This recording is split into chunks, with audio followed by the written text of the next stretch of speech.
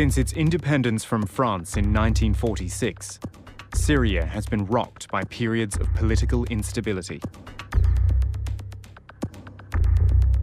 As the colonial hold of the great powers began to fade, and the region witnessed a wave of Arab nationalism, Syria shifted through a succession of military coups.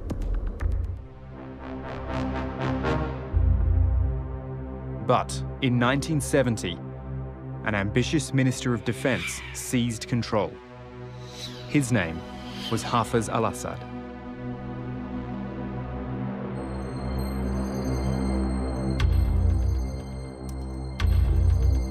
Rising from a humble background in western Syria, he was to rule the country for 30 years.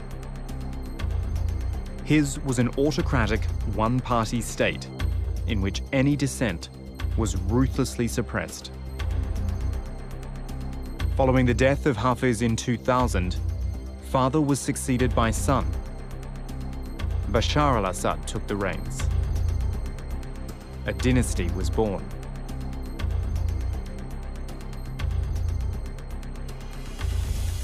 أيها الشعب الأبي حبيب العرب سيادة الرئيس جمال عبد الناصر يتحدث إليكم. الحمد لله وبعونه قامت اليوم الجمهورية العربية المتحدة.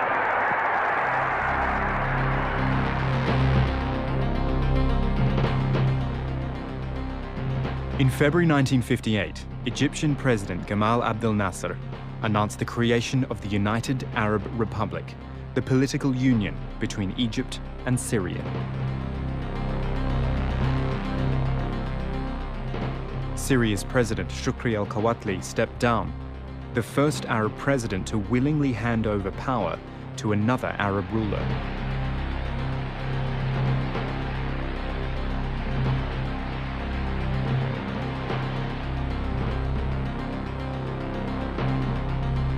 Idolized by many throughout the Arab world, Nasser was a popular hero. The union was seen as a move to counter the increasing strength of the Communist Party in Syria. Many Syrians had pushed for the merger.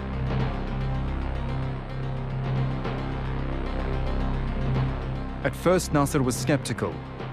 He eventually agreed to the union, but he set tough conditions: the withdrawal of the army from politics, and the dissolution of all political parties. In one stroke, Nasser effectively ended political pluralism in the new country. The Syrians reluctantly agreed to Nasser's conditions. Even those that supported the union with Egypt, such as the Arab Socialist Ba'ath Party, had to disband.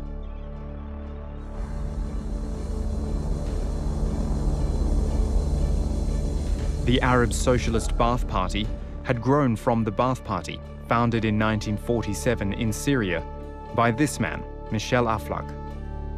Ba'athism, meaning Renaissance, was an ideology mixing nationalism, socialism, and pan-Arab aspirations.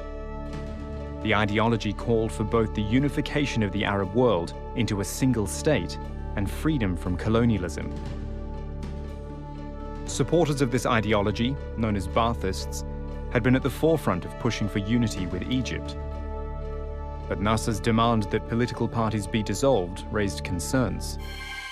Nasser asserted his commanding control over the political scene in Syria. Ba'ath Party leaders who had championed unity with Egypt began to feel sidelined. They started to realize Nasser had no intention of sharing power.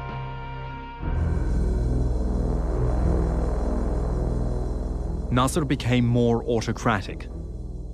Alert to the risk from Syrian army officers meddling in politics, he imprisoned those who opposed him. Other prominent officers were sent to serve in Egypt, where they could be more closely monitored. Among those stationed in Egypt were 5 Syrian officers who would, in time, come to have a profound influence on Syria's future. By 1960, these 5 Syrian officers had formed the core of a secret organization within the army that later became known as the Military Committee. Other Syrian army officers took matters into their own hands.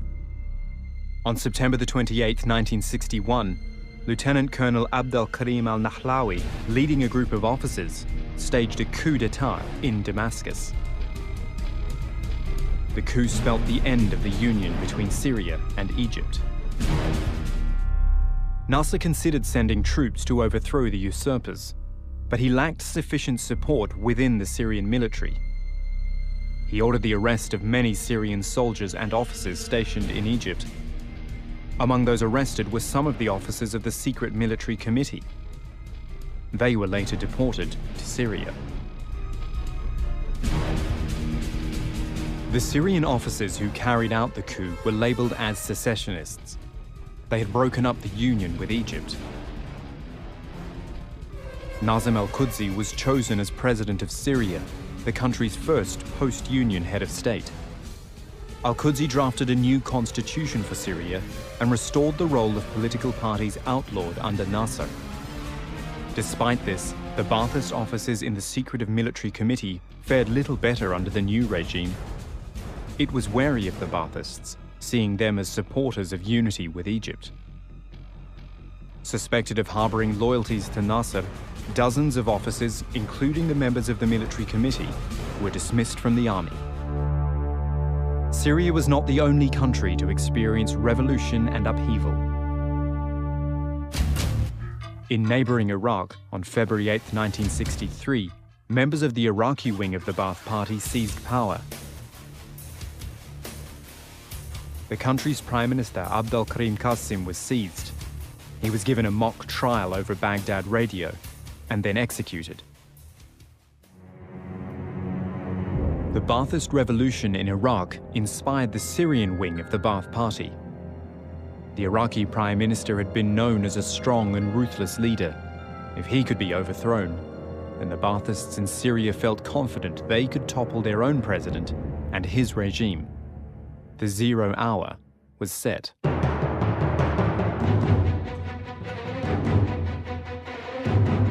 On March 8, 1963, Damascus woke to the sound of tanks and armored vehicles. The coup was planned and led by the Ba'athists of the military committee. President Nazim al-Qudsi and members of his government were all arrested. Syria's new rulers issued their first statement, full of grandiose rhetoric.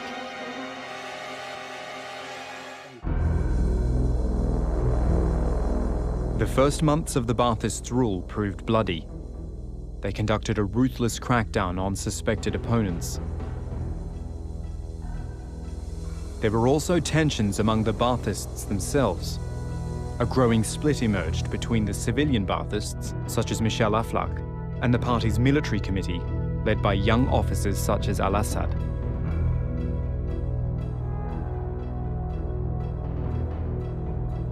The military officers had commandeered the party, but they now began to abandon its original populist ideology by establishing a military dictatorship.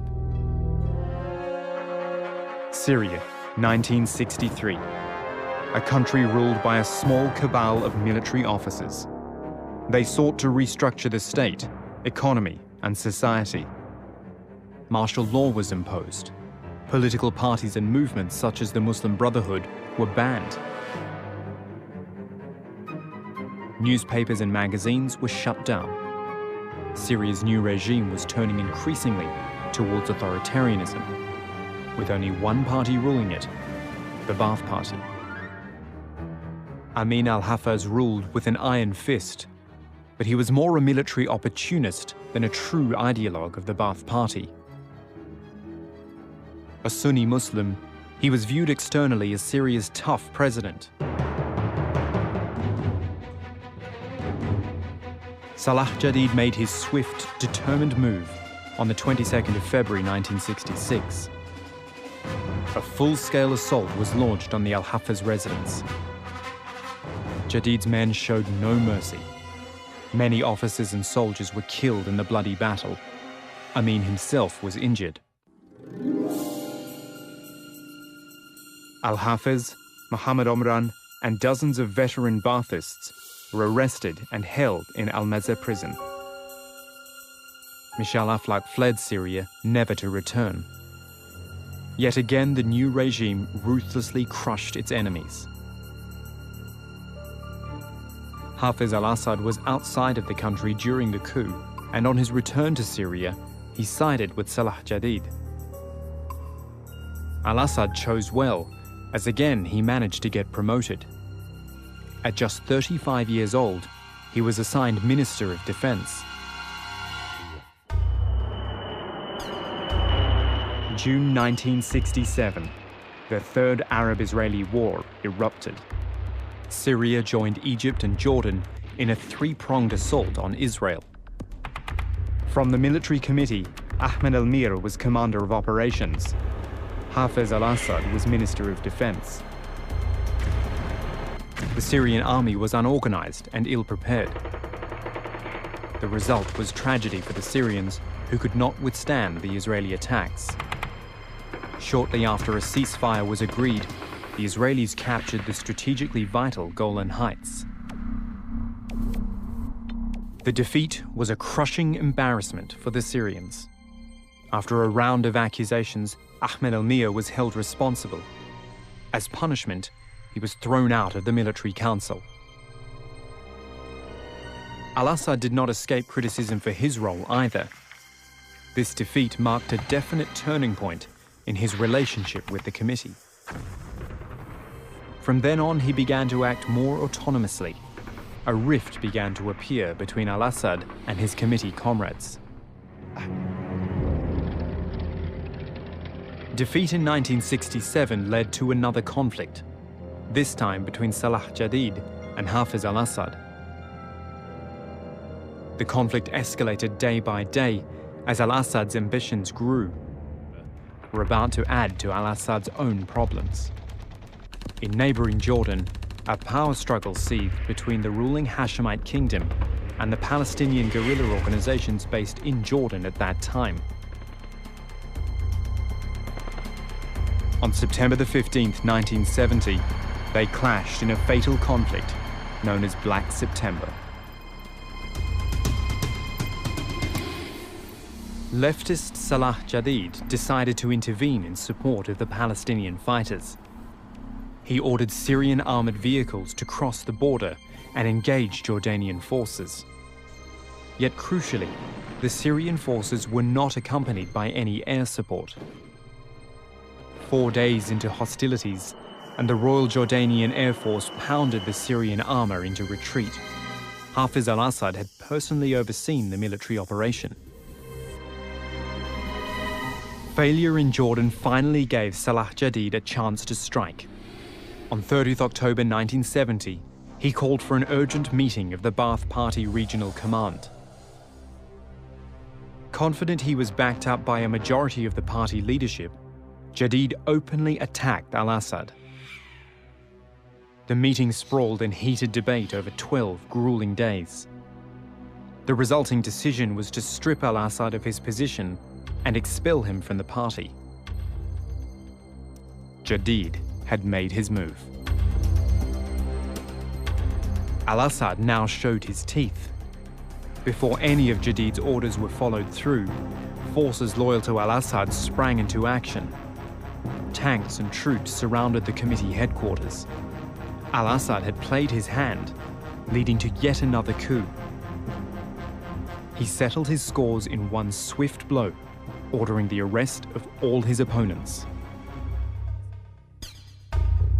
Hafez al-Assad called his coup the corrective movement. By a series of brutal actions, he'd eliminated all his opponents. Yet this ploy for power was well planned. He didn't immediately seek the presidency. With prudence, he cast a Sunni character for the role. Ahmed Hassan al-Khatib became president, while al-Assad, from the Alawite sect of Shia Islam, assigned himself the lower position of prime minister. 6 months later, on March 12, 1971, al-Assad's plan played out. He was declared president of the state, legally elected through public referendum, yet no rivals stood against him. His first move was to change the image of Ba'athist presidents, previously seen as distant from the pious population.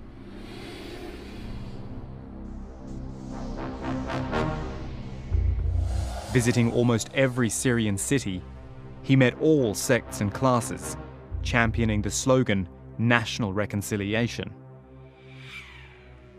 Al-Assad appointed 173 Syrians to form the People's Assembly. They were set the task of drafting a new constitution. On March 13, 1973, Al-Assad called a national referendum to vote on the new constitution. It gave Al-Assad supreme authority over all aspects of life and the possibility to retain these powers over an indefinite number of terms.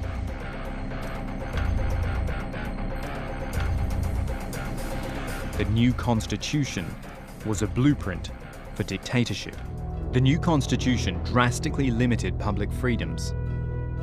It upheld the state of emergency imposed since 1963, the 1965 law for protecting the revolution, and Law 109, which enabled civilians to be tried in military courts. Article 8 entrenched the powers of the Ba'ath Party. It proclaimed party members as leaders in society and state, meaning only Ba'athists could reach top positions. Thousands rushed to join the party.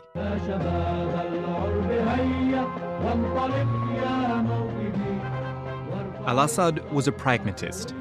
He was not one for ideological policies, though he pushed the idea of worshipping the great leader. Throughout the country, streets and town squares were filled with his portraits and statues. Syria was subjugated under one motto: Hafiz al-Assad, our leader forever.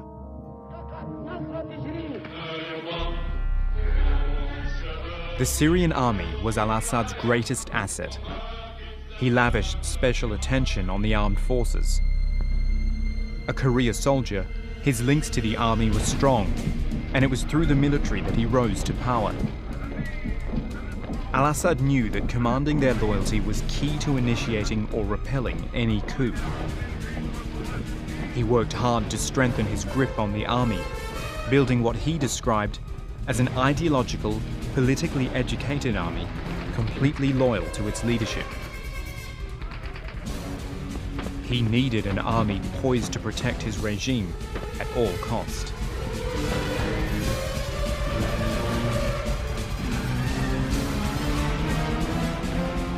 An intricate network of internal security kept tabs on the people.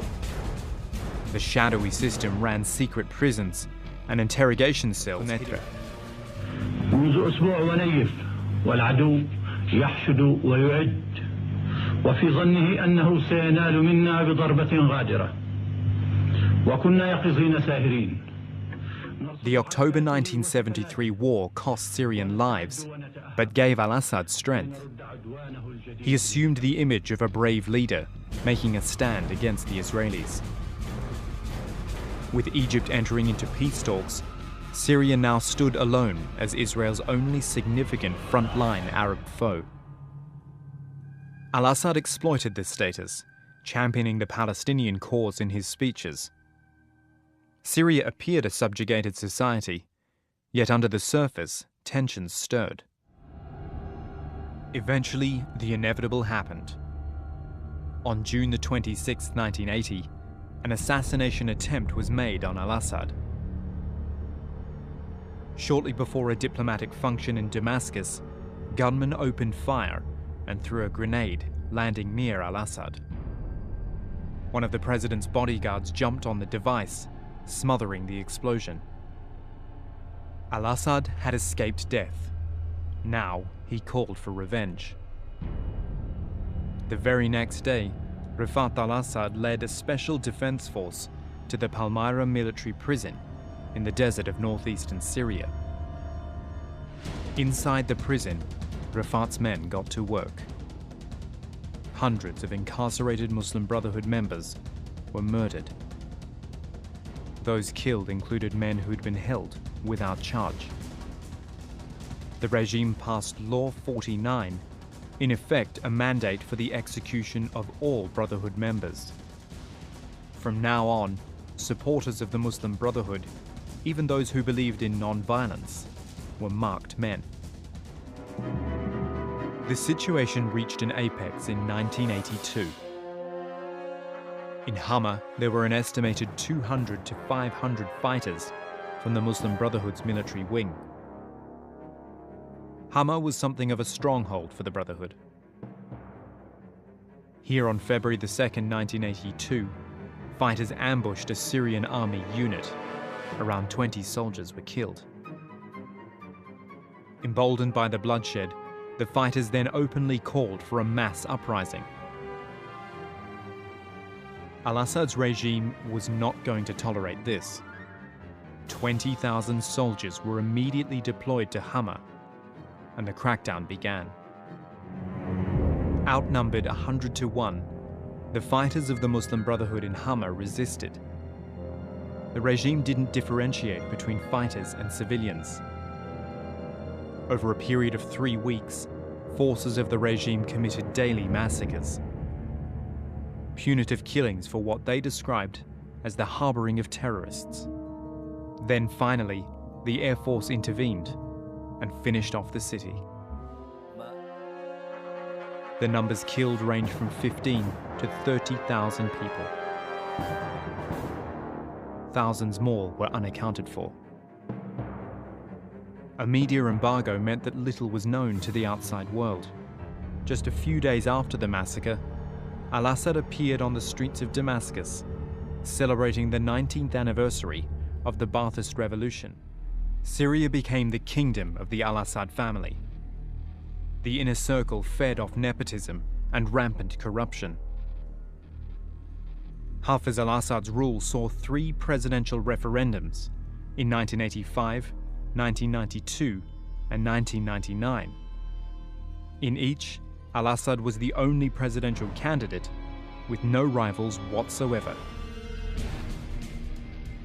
Al-Assad won each referendum by more than 99% of the vote. By the 1990s, though still at the center of power, Hafez al-Assad began a battle with leukemia. On June 10, 2000, Hafez al-Assad died of a heart attack.